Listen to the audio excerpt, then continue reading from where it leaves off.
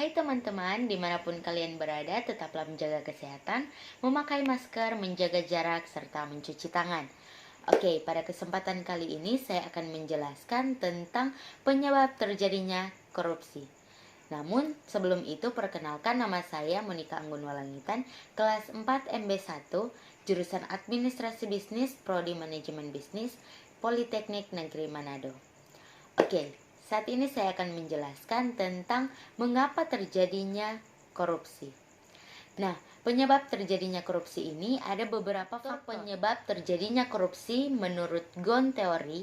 Faktor yang pertama yaitu greed atau keserakahan. Yang kedua, opportunities atau kesempatan. Yang ketiga, needs atau kebutuhan. Dan yang keempat, exposure atau pengungkapan dari tersangka. Nah, selain itu secara umum, faktor terjadinya korupsi juga meliputi yang pertama faktor politik. Nah, faktor politik ini menjadi salah satu penyebab korupsi karena terjadi instabilitas politik, kepentingan politis para pemegang kekuasaan, perilaku korup seperti penyuap. Politik uang merupakan fenomena yang sering terjadi di negara kita. Yang kedua, faktor hukum. Nah, faktor hukum ini juga termasuk salah satu faktor penyebab terjadinya korupsi karena bisa dilihat dari dua sisi, yaitu sisi aspek perundang-undangan dan dari sisi lemahnya menegak hukum. Nah, yang ketiga yaitu faktor ekonomi.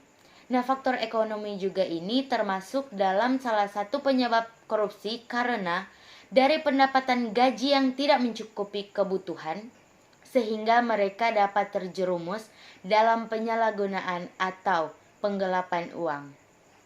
Selanjutnya yang keempat, yaitu faktor organisasi. Nah, faktor organisasi ini juga termasuk dalam salah satu penyebab korupsi karena adanya peluang atau kesempatan untuk terjadi korupsi dalam suatu organisasi. Nah, ada juga penyebab dari korupsi, yaitu yang pertama, terpaksa, yang kedua, memaksa, dan yang ketiga, dipaksa.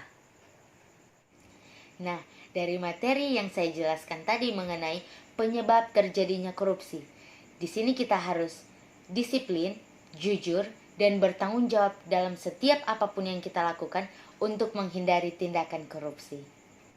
Itulah penjelasan mengenai penyebab terjadinya korupsi. Sekian dan terima kasih.